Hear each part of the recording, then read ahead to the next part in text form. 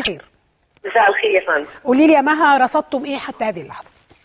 بص حضرتك، احنا في غرفه العمليات في جبهه الانقاذ الوطني رصدنا اكثر من 300 مخالفه لحد دلوقتي.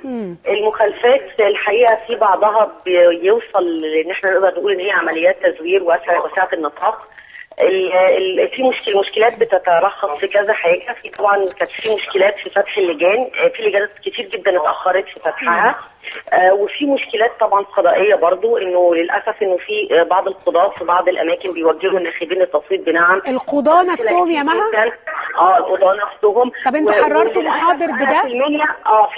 في محاضر اتحررت، والحقيقه في احنا بندخل على الويب سايت اللي عاملاه اللجنه العليا للاشراف على الاستفتاء، بنكتب البلاغات، وفي نفس الوقت بس وبعتنا كمان زي بلاغ كامل بالفاكس للجنه. غير كده حضرتك ان هو في بعض الاماكن، سامعاكي يا مها، لكن في مشكلات اداريه كتير جدا. طيب انا ممكن اسال بس على موضوع القضاء اللي انتوا رصدتوهم بيوجهوا الناخبين، هل لديكم حصر او اديني نموذج مثال مثلا فين؟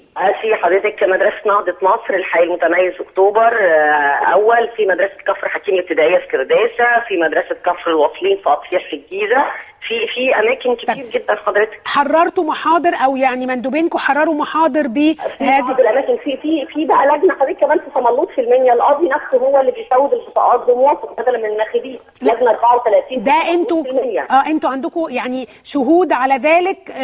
هو حضرتك انا بيبلغني، انا عندي 10 خطوط يعني هوت لاينز الناس بتتصل عليها بتبلغ. احنا بناخد البلاغ وبناخد اسم المبلغ وبناخد رقم تليفونه، واللي بيقدر يحرر محضر بناخد منه رقم المحضر اللي هو حرره وبنسبقه معانا.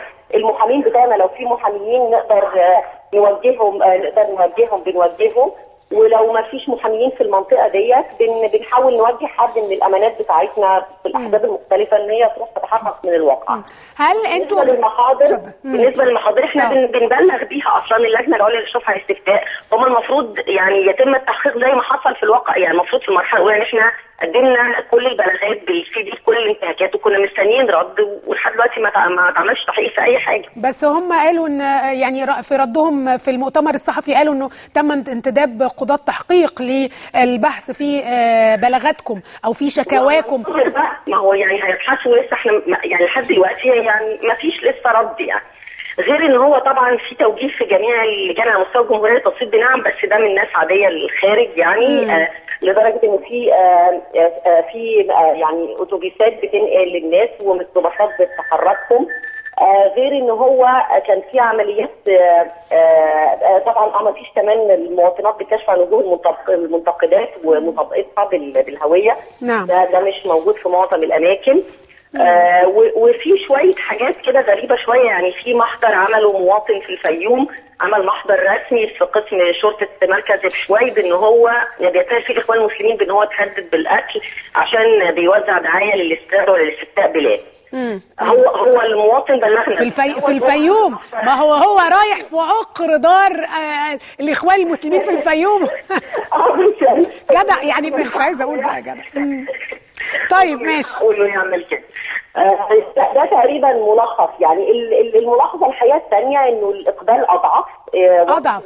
ناس اقبال اضعف من المرحله الاولى. وده طبعا احنا لسه كنا بنتكلم في غرفه العمليات بنقول يعني هو اكيد كل النظم الديمقراطيه اللي هي الراسخه ما عملتش انه الاستفتاء في يوم واحد من فراغ. يعني هي فكره انه لازم الاستفتاء بالذات يكون في يوم واحد، لانه ده بيأثر على يعني سير التصويت في المرحله الثانيه. في ناس بتحبط، في ناس بتحس ان في اتجاهات ماشيه معينه، فهم نزولهم مش هيأثر شيء او مش هيغير من النتيجه بشيء يعني. لا مش عايزين ده الاحساس ده، شكرا يا مها. لكن يا جماعه مش عايزين الاحساس ان نزولكم مش هيغير النتيجه. ليه بقى؟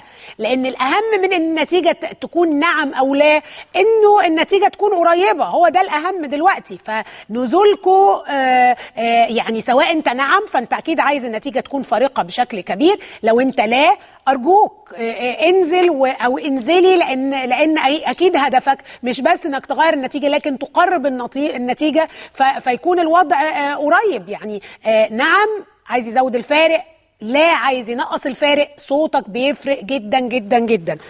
من المتحدثة هبة ياسين، متحدثة الإعلامية للتيار الشعبي. هبة، رصدتم ايه النهارده؟